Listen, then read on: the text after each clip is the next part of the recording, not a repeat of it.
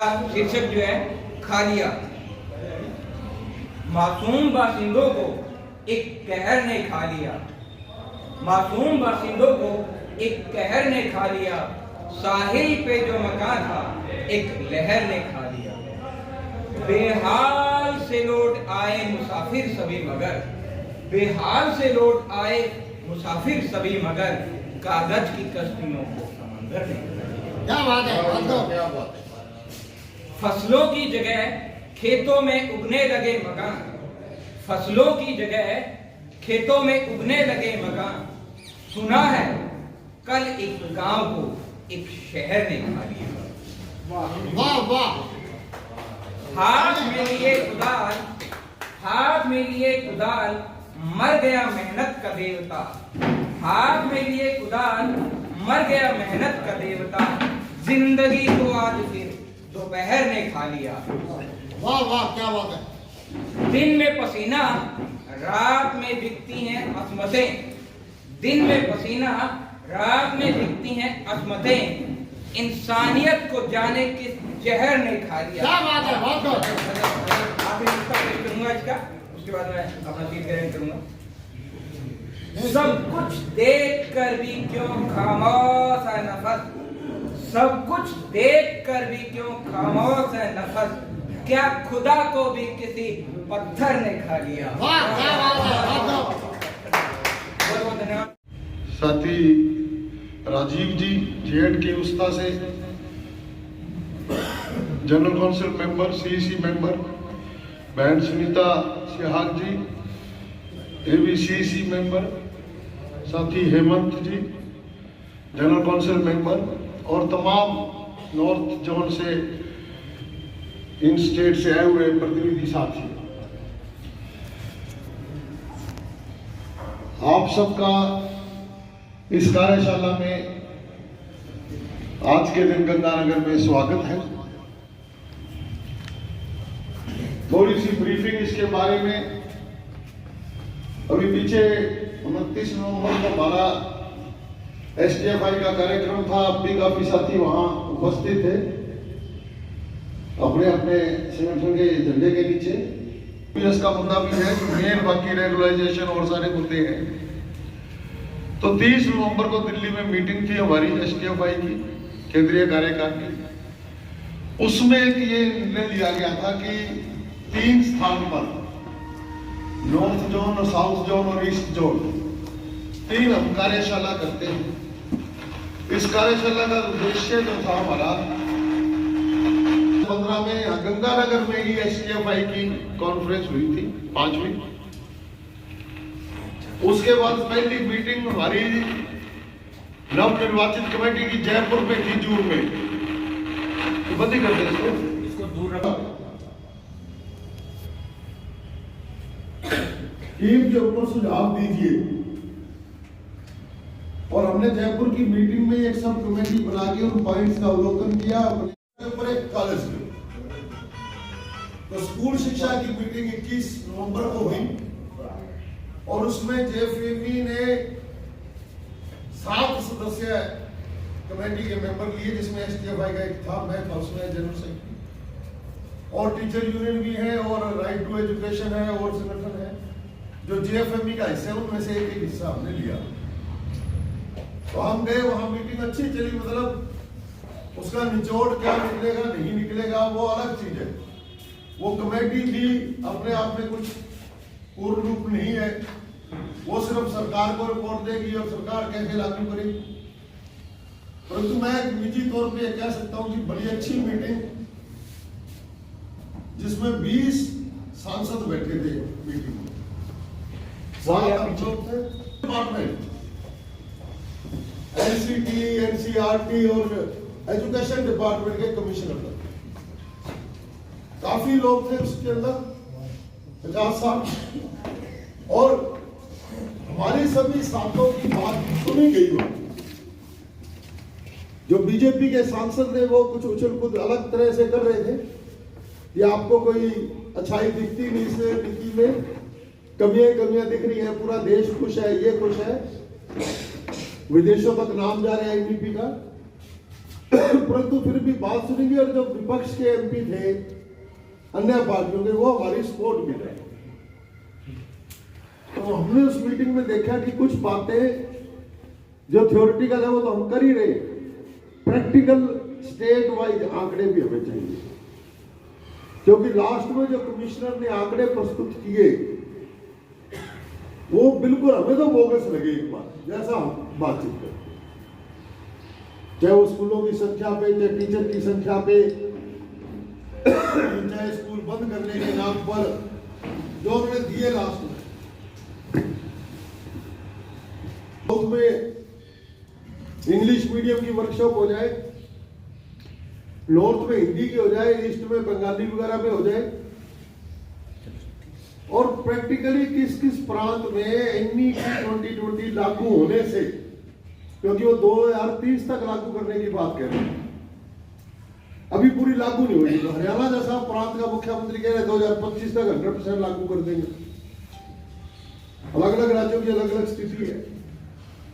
तो हमने वर्कशॉप का उद्देश्य ये रखा कि एक बार वास्तविकता ग्राउंड लेवल पे स्टेट के ऊपर क्या क्या फर्क पड़े, कितने स्कूल बंद किए गए, कितनी कच्ची नौकरियां का सिस्टम बनाया गया, पाठ्यक्रम में क्या बदलाव कराया गया, एग्जामिनेशन सिस्टम में क्या बदलाव किया गया।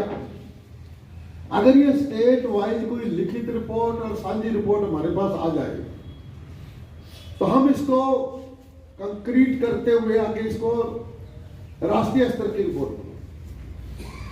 ये हमें कहा भी गया था उस मीटिंग के अंदर कि आप अपनी डिटेल रिपोर्ट और दे सकते हो, क्योंकि मीटिंग के बाद लंच हुआ था, दिग्विजय सिंह ने हमारे साथ ही बैठे थे, सातों के साथ, और हमने STF का एक अलग लेटर भी दिया उनको कि आज के JFME को बनाया जिसमें बहुत यूनियनें हैं, हम भी अपनी पूरी बात अलग से कहना चाहते हैं। तो वो तो खैर पता नहीं टाइम मिलेगा, अलग से नहीं मिलेगा, हमने लेटर दिया। पर इन बिटवीन हम ये चाहते थे कि हम फरवरी तक 3 जोन लेवल की ऐसी कन्वेंशन करें, अलग अलग स्टेट से रिपोर्ट लें क्या क्या लागू हो चुका है, और साथ ही उस स्टेट में वो क्या सोचते हैं कि इसका विकल्प क्या है। सरकार तो कह रही है हमने ठीक लागू किया जो भी किया, तो उसके क्या नुकसान हो रहे हैं और क्या विकल्प है। तो इसमें हमारी जो कन्वेंशन है, आज की वर्कशॉप है, कुछ काम तो अधूरा पहले ही रह गया। वह हालात होते हैं, ये राजस्थान की तरफ से ऑफर आया कि हमारा सम्मेलन है यही वर्कशॉप कर ले। हमने 4-5 बार फोन किया साथी सुरेंद्र को, हम चंडीगढ़ करना चाहते थे ये वर्कशॉप, कि पंजाब वाले करवाएं, तो ये बताते हैं रह गया टाइम। इतने में राजस्थान से ऑफर आ गया कि हमारा 17-18 को है, हम बुलाना भी चाहते हैं आप लोगों को, और ये वर्कशॉप भी, तो हमने एकदम ये वर्कशॉप रख लिया। तो परंतु राजस्थान वाले अपने काम में बिजी थे, इन्होंने लिखित रिपोर्ट नहीं दी, कह रहे हैं अगले हफ्ते भेजेंगे। अभी सुरेंद्र जी से भी बात हो रही थी, ये भी कह रहे हैं कि बिजी रहे, हम 2-4 दिन में रिपोर्ट बनाकर देंगे। कुछ बातें आ रही, तो हमें जो एक्चुअली चाहिए था कि जो आंकड़े हैं, क्योंकि वहां बोलते हुए सरकार के पास सारे साधन हैं, वो आपकी मीटिंग में चलते चलते ही आपके एजुकेशन सेक्रेटरी से, आपके डायरेक्टर से बात करके कर सकते हैं। तो हमारे स्टेट के आंकड़े जो यूनियन आंकड़े देती है, वो डायरेक्टर ऑफिस देता है, अगर उनमें फर्क है तो हम स्टैंड ले सकें वहां। और अगर हमें लगेगा कि ये दो आंकड़े वैसे ही हैं तो हमें उनकी बात माननी पड़ सकती है। तो इंडिया लेवल पे जो बड़ा प्रोग्राम है, इसके लिए थोड़ी सच्चाई से डील होते हुए हमारे संगठन बड़े हैं, इसको हम कार्यालयों की सहायता से भी प्राप्त कर सकते हैं और अपने प्रैक्टिकली जो ग्राउंड लेवल पे फील्ड में हमारे कार्यकर्ता हैं उनकी मदद से हम तैयार कर सकते हैं। तो मेरा आज एक तो ये अनुरोध रहेगा शुरुआत करते हुए कि जो नॉर्थ जोन की स्टेट है, जो आज भागीदारी करनी है, अगर आज किसी कोई रिपोर्ट लेकर आया है वो लेकर जाए, एक हफ्ते के अंदर वो रिपोर्ट तो भेजे और वास्तव में क्या क्या लागू है ये सारी हो जाए हमारी बात करने में आपस में, वो एक साथी तो कम से कम बोल रहे, कोई 2-3 भी बोलना चाहे किसी स्टेट से तो वो 2 भी बोल सकते हैं, ऐसी कोई बात नहीं कि बंदिश है, परंतु एक साथी जरूर बोले कि जो NEP के प्रदेश में लागू होने से क्या स्थिति रह गई है स्कूल। और सबसे पहले NEP 2020 के राजस्थान में प्रभाव, उसके ऊपर मैं अपनी बात रखना चाहता हूँ। हालांकि अभी राजस्थान में NEP 2020 का शुरुआती चरण है, लेकिन इसके जो प्रभाव हैं या इसका इम्प्लीमेंटेशन है वो राजस्थान में बहुत पहले से शुरू हो गया था।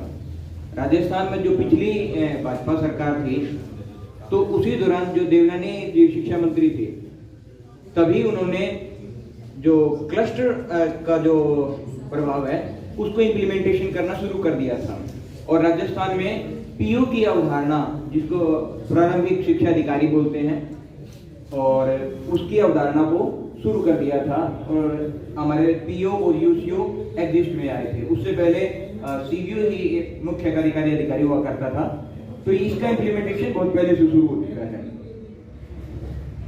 फाउंडेशन स्टेज के लिए FLN की जो ट्रेनिंग है लगभग सभी शिक्षकों को दी जा चुकी है, 2 बार दी जा चुकी है लगभग। प्लीज यार ऐसे नहीं बैठ जाओ साथियों। यार सुन लो, अपनी सुना के ले जाओ बस। बाल वाटिका की थीम को मजबूत करने के लिए पहली कक्षा में प्रवेश की आयु जो पहले 5 साल थी, अब उसको 6 साल कर दिया गया है। उसका नतीजा ये होगा कि हमारे राजस्थान के अंदर पहली क्लास के अंदर लगभग आधे से भी कम नामांकन रह गया है। और बहुत सारे ऐसे स्कूल हैं राजस्थान में जिनमें पहली कक्षा में एक भी नामांकन नहीं हुआ। और उसका प्रभाव ये होगा कि अब जो 5 साल का बच्चा है वो या तो कहीं दाखिला ले लेगा, अगर उसने नहीं लिया कहीं दाखिला तो हमारे पास अगली साल आ जाएगा। लेकिन ज्यादातर जो है, क्योंकि अब जैसे जैसे शिक्षा में सुधार हो रहा है, समाज में शिक्षा के प्रति जागृति आ रही है, तो अगर कोई 5 साल का बच्चा अगर घर बैठा है तो उसको घर वाले अगर इसकी थोड़ी सी भी समझ है और थोड़ा सा भी आर्थिक रूप से भी संपन्न है, तो वो उसको प्राइवेट स्कूल की तरफ मुखातिब कर देते हैं। और प्राइवेट स्कूल वाले गेन पर उसको कैप्चर करने का पूरा प्रयास करेंगे। और आने वाले दिनों में हमारे पास दूसरी कक्षा में भी नामांकन नहीं होगा। अगली साल हो सकता है कि जिस साल अगर 5 साल वाला जो बच्चा अगर इस साल उसने दाखिला ले लिया तो हमारे पास अगली साल है दूसरी क्लास में भी नामांकन नहीं होगा, पहली और दूसरी दोनों में नामांकन नहीं होगा। और NEP के गठन के लिए जब क्लस्टर सिस्टम हमारे लागू कर दिया गया अगला पहले मैं जैसलमेर में पोस्टिंग थी, और जैसलमेर में जो पंचायत थी उसमें एक जो पंचायत का दायरा जो क्लस्टर स्कूल था उसका 35 किलोमीटर का दायरा। आप देखिए, समझिए कि मैं फतेहाबाद जिले, हरियाणा में फतेहाबाद जिले से बिलोंग करता हूँ। अगर आप उसके शुरुआती पॉइंट से लेकर आखिरी पॉइंट तक चलेंगे तो वो पूरा जिला खत्म हो जाएगा। और इस प्रकार की जो क्लस्टर एजुकेशन है उसमें रिमोट एरिया के अंदर जो क्लस्टर स्कूल की अवधारणा है वो कहीं भी कामयाब नहीं हो पाएगी, क्योंकि उससे बड़े पैमाने पर ड्रॉप आउट बढ़ेंगे। और ड्रॉप आउट में सबसे बड़ी संख्या लड़कियों को होगी। हाल ही में 2023-24 की जो यूडाइस की रिपोर्ट आई है उसमें 37 लाख से भी ज्यादा बच्चे ड्रॉप आउट पाए गए हैं। और उसमें से 16 लाख, 37 लाख में से भी 16 लाख जो बच्चियां हैं कि उनको पढ़ाई अपनी बीच में छोड़नी पड़ गई। और आने वाले दिनों में ये आंकड़ा और भी बढ़ सकता है।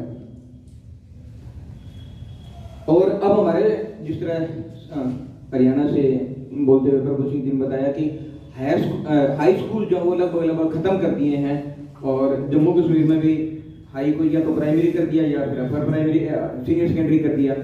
तो इसी तरह राजस्थान में भी हाई स्कूल जो है वो सारे खत्म कर दिए, अब सारे सीनियर सेकेंडरी स्कूल बना दिए।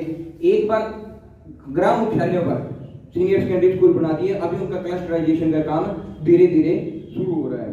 हाल ही में अभी हमारे स्कूल मर्जर का भी काम शुरू हुआ है, और जिसके तहत लगभग 400 स्कूल अभी इन कुछ ही दिनों के अंदर मर्ज कर दिए, या तो शून्य नामांकन के नाम पर या फिर न्यून नामांकन के नाम पर। और आने वाले दिनों में इस न्यून नामांकन की भी जो निर्धारित संख्या है वो बढ़ सकती है। अभी तो वही 20 लेके चले हैं कि 20 से कम नामांकन वाले को हमें बंद कर रहे हैं, और आने वाले दिनों में ये संख्या और भी बड़ी हो सकती है।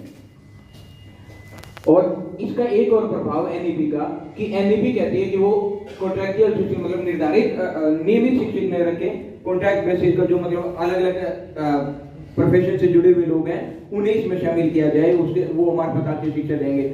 इसी तरह अब हमारे पीएमसी स्कूलों में 10,000 शिक्षकों के लिए आवेदन मांगे गए हैं जो कि कॉन्ट्रैक्ट बेस के होंगे। और कॉन्ट्रैक्ट भी जो है पिछली सरकार ने जो कॉन्ट्रैक्ट जारी किया था वो 1 साल का था, मतलब उसमें 12 महीने की आपको सैलरी मिलनी थी नौजवानों को। लेकिन इस साल सरकार ने जो अभी कॉन्ट्रैक्ट के लिए निविदा जारी की है उसमें सिर्फ 10 माह का वेतन दिया, उनको मानदेय दिया जाएगा। वेतन भी नहीं कहेंगे उनको, मानदेय दिया जाएगा उसको सिर्फ 10 माह का। बाकी 2 माह वो क्या करेगा नहीं मालूम, अगले साल होगा कि नहीं होगा वो भी नहीं पता।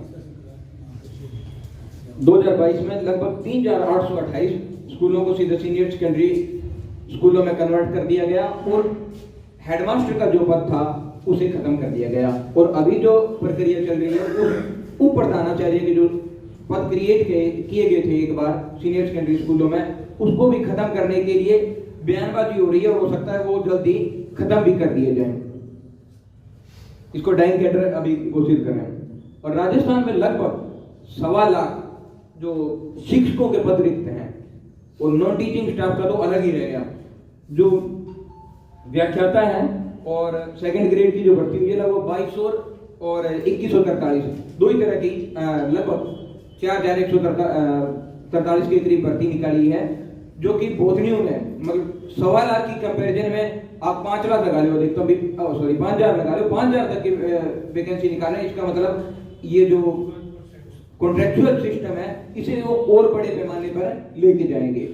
दूसरा, हमारा इसमें एक अंदेशा है कि जिन स्कूलों को वो मर्ज कर रहे हैं, हम लगातार मांग कर रहे हैं कि शिक्षकों के लिए ट्रांसफर पॉलिसी होनी चाहिए, ट्रांसफर पॉलिसी होनी चाहिए।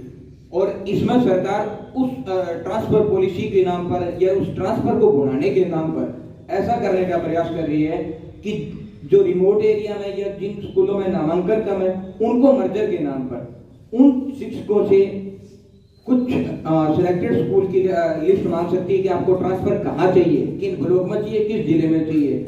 और हमें ऐसा पूरा विश्वास है कि उन शिक्षकों को उन डिजायर्ड जगह पर अपॉइंट कर दिया जाएगा, भले उसमें पद हो न हो। और उससे क्या होगा, जिस स्कूल में वो कार्यरत है शिक्षक वो उसे वो विरोध नहीं करेगा।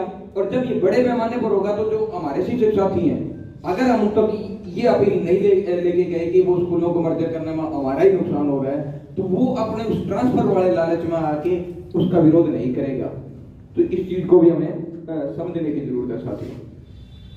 और नई शिक्षा नीति के तहत कक्षा 3 साल से लेके 8 साल तक की उम्र के जो बच्चे हैं उनको आंगनवाड़ी के सुपुर्द कर दिया गया। और लेकिन हमारे यहाँ राजस्थान का अगर परिदृश्य देखें तो मेजोरिटी में जो आंगनवाड़ी के जो वर्कर हैं वो इलिटरेट हैं और उनको भी अब ट्रेनिंग के नाम पर ऑनलाइन प्रशिक्षण दिया जा रहा है। अब उसको समझिए कि एक वेल ट्रेन्ड टीचर के कंपैरिजन में ऑनलाइन शिक्षा ऑनलाइन ट्रेनिंग देके उसको उसके हवाले कर दिया। और जैसा कि मैंने पहले बोलते हुए बताया कि हमारे समाज में जैसे जैसे आर्थिक संपन्नता आ रही है, शिक्षा के प्रति भी जागरूकता बढ़ रही है। अब कोई भी अभिभावक जिसे ये लगता है कि हाँ मेरा बच्चा के बढ़िया स्कूल में जाना चाहिए, अच्छी एजुकेशन उसे ग्रहण करनी चाहिए, निश्चित तौर पर वो बच्चे का अधिकार है और उसे ग्रहण भी करना चाहिए। लेकिन जब उसे लगेगा कि ये 3 साल से लेकर 8 साल तक उसको आंगनवाड़ी भेज रहे हैं और उसको आंगनवाड़ी पढ़ाने वाली कौन है, वो इलिटरेट महिला है, उसकी वैसी छवि होगी, तो निश्चित रूप से उसे आंगनवाड़ी में न भेज के वो पैसा लगा के उसको प्राइवेट स्कूल नामांकित करवा देगा। और हमारे पास आने वाले दिनों में मतलब पहली दूसरी तो हमारी चली गई, आने वाले दिनों में प्राइमरी जो सेक्शन है हमारे उसमें लगभग नामांकन शून्य हो जाएगा, वो स्कूल मर्जर के कगार पर चले जाएंगे। अब जो शिक्षकों की नियुक्ति है वो अस्थायी हो रही है, क्योंकि अभी 10,000 की अभी निकाल दी, 10,000 की पिछले साल ने निकाल दी थी। इसमें सामाजिक सुरक्षा जो है वो कहीं भी नहीं है। तो हमें तो रोजगार मिल गया, हो सकता है हम सर्विस अपनी पूरी भी कर लें, लेकिन हमारे जो छोटे भाई बहन हैं, हमारे बच्चे हैं आने वाले दिनों में, उनके लिए रोजगार के लिए बड़ी समस्या होगी और मारामारी भी होगी। और शिक्षा का ये निजीकरण की तरफ जो है धीरे धीरे बढ़ता हुआ कदम है। इसमें चाहे तो कुछ जगह हमारे एमडीएम में भी बहुत सारे कई एनजीओ को दिया गया है कि एमडीए का काम, एमडीएम का डिस्ट्रीब्यूशन का काम जो है वो एनजीओ कर देगा, वो बना देगा, उसमें नामांकित संख्या है वो उसमें डिस्ट्रीब्यूट करने का काम कर भी रहे हैं। लेकिन हमारे जो शिक्षक साथी हैं वो सोचते हैं चलो एमडीएम से पीछा छूट गया तो ठीक है, लेकिन इसे समझने की जरूरत है कि हमारे जो स्कूलों में एमडीएम काम करने वाली जो महिलाएं आ रही हैं या फिर जो कुक कम हेल्पर आ रहे हैं वो बहुत ही लोअर बैकग्राउंड से आर्थिक रूप से उनमें संपन्न है, लेकिन उनके मन में अगर जब हम उनकी आवाज उठाएंगे कि इनको स्थायी किया जाए या इनका मानदेय बढ़ा जाए तो निश्चित रूप से उनका उसमें विश्वास बढ़ेगा। हमें काम करने के लिए लोग तो नहीं मिलते हैं, लेकिन फिर भी हम हाथ जोड़ी करके उनका मना लेते हैं। उसमें मानदेय में वृद्धि की जानी चाहिए, ये ऑल इंडिया लेवल पर ही होनी चाहिए। और जो ऑनलाइन शिक्षा की अवधारणा ये लेके आए हैं कि ऑनलाइन कोर्स कर रहे हैं, तो उससे जो हमारा जो स्टूडेंट है वो शिक्षा से निश्चित रूप से दूर होगा, हम ऐसा समझते हैं। इसके बाद हम जो मांग करते हैं साथियों कि राजस्थान शिक्षक शेखावत के प्लेटफॉर्म के नीचे वो सबसे पहले हमारी ये मांग है कि जो जितने भी पद खाली हैं राजस्थान में आज के दिन, वो सारे के सारे पद स्थायी नियुक्ति से भरे जाने चाहिए, कॉन्ट्रैक्ट बेस पे एक भी भर्ती नहीं होनी चाहिए। और हर क्लास के लिए एक टीचर अवेलेबल होना चाहिए हर क्लास में, चाहे वो प्राइमरी सेक्शन है, चाहे प्राइमरी स्कूल है, चाहे सीनियर सेकेंडरी स्कूल है। हमारे बहुत सारे स्कूलों में एक या दो स्टाफ हैं और बच्चों का नामांकन बोर्ड करते हैं, तो वो नामांकन के आधार पर और क्लास के आधार पर दोनों का रेशियो देखते हुए स्थायी भर्ती की जानी चाहिए। सिलेबस के अंदर साइंटिफिक अप्रोच रखते हुए सिलेबस तैयार किया जाना चाहिए। और जो हमारे संवैधानिक जो वैल्यू हैं उनको ध्यान में रखते हुए सिलेबस तैयार किया जाना चाहिए। जो लोकतांत्रिक मूल्य है हमारा, उनका संवर्धन उसमें किया जाना चाहिए। अभी हाल ही में राजस्थान सरकार स्वामी विवेकानंद की जयंती को वो पूरे सप्ताह भर मना रही है। हम ये कहते हैं कि हाँ मनाना चाहिए, स्वामी विवेकानंद को बिल्कुल पढ़ना चाहिए, लेकिन उसके नाम पर लोगों में जो पोलराइजेशन किया जा रहा है वो बिल्कुल नहीं होना चाहिए। हमारे शिक्षा मंत्री जो है वो अनर्गल बयानबाजी करते रहते हैं तरह। और अभी पीछे से अगर आप लोगों ने देखा हो तो उन्होंने महिलाओं के खिलाफ बहुत अभद्र टिप्पणी की, उसके खिलाफ राजस्थान शिक्षक शेखावत ने बहुत अच्छा स्टैंड लेते हुए जगह जगह उनके पुतले जलाए और विरोध प्रदर्शन के मार्फत अपना विरोध दर्ज कराया। और उसमें बड़ी संख्या में महिलाओं ने भी हमारा समर्थन किया कि हाँ वास्तव में आप लोग हमारी आवाज उठा रहे हो। और दूसरा जो है थर्ड लैंग्वेज जो है ना, उर्दू, पंजाबी और गुजरात के साइड में गुजराती, ये हमारे अलग अलग चल रही है, लेकिन उन स्कूलों में भी अब संस्कृत को नाम को बढ़ावा दिया जाएगा। जो संस्कृत जो है कि आम बोलचाल की भाषा नहीं रही। अगर पंजाबी बेल्ट के अंदर देखें तो पंजाबी बोली जाती है, लेकिन यहाँ पर पंजाबी को प्रमोट करने के बजाय संस्कृत को ज्यादा प्रमोट किया जा रहा है, जबकि संस्कृत बोलने वाले लोग कम हैं। उर्दू के क्षेत्र में बार बार डिमांड होने के बावजूद भी उसका उर्दू के जो पद हैं वो क्रिएट नहीं किए जा रहे हैं। हम मांग करते हैं कि उर्दू की जो पद हैं वो सरकार क्रिएट करे, और जहां भी डिमांड बनती है जो थर्ड लैंग्वेज के लिए तो वहां पर स्थायी भर्ती की जाए उर्दू के टीचर्स के लिए। अब आरटी के नाम पर जो अलग अलग प्राइवेट स्कूलों के अंदर बच्चों को एडमिट किया जाता है, हम ये मांग करते हैं कि भी अगर जो अभिभावक आरटी के नाम पर अलग अलग प्राइवेट स्कूल के अंदर अपने बच्चों को भेजते हैं, हम मांग करते हैं कि उनकी अभिभावक के खाते में डायरेक्ट ट्रांसफर किया जाना चाहिए सरकार को कि भाई आपका जो खर्चा लगेगा, क्योंकि वो दूरी के नाम पर काउंट करते हैं कि ये दूर है, इसके नजदीक में कोई सरकारी स्कूल नहीं है, इसलिए आरटी के तहत इतना आवेदन किया होगा, ये कुछ और कारण होगा। हम ये मांग करते हैं कि भाई अभिभावकों के खाते में अगर राशि हस्तांतरित की जाएगी तो निश्चित रूप से गवर्नमेंट जो स्कूल हैं उनमें नामांकन बढ़ेगा और प्राइवेटाइजेशन का जो बढ़ावा मिल रहा है शिक्षा में तो उस पर भी रोक लगेगी।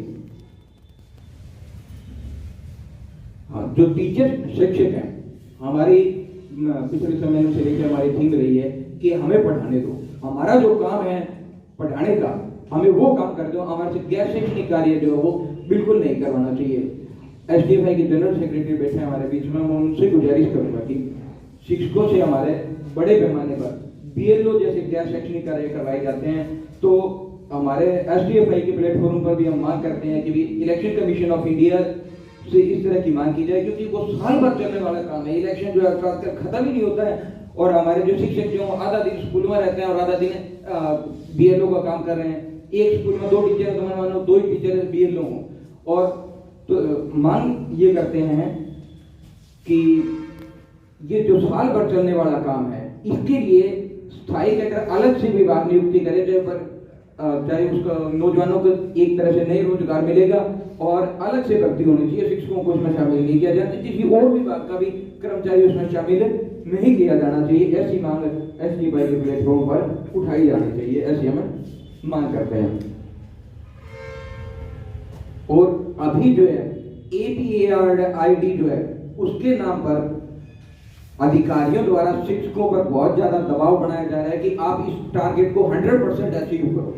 और जो सीमावर्ती इलाका है हमारा, मतलब जिस तरह गंगानगर हो गया, हनुमानगढ़ हो गया, आगे चूरू और जो अलग एक जिले से दूसरे जिले में माइग्रेट होने वाले हमारे स्टूडेंट्स हैं, उनके साथ दिक्कत ये है कि या तो उनके आधार नहीं होता, आधार है तो ये जो लेबर क्लास है उसमें नाम में दिक्कत है, कहीं माँ का नाम अलग हो रहा है, किसी आधार कार्ड में अलग है, जन्म प्रमाण पत्र में अलग है, और वो मिसमैचिंग के कारण उनका जो वो ID जनरेट नहीं हो पाती।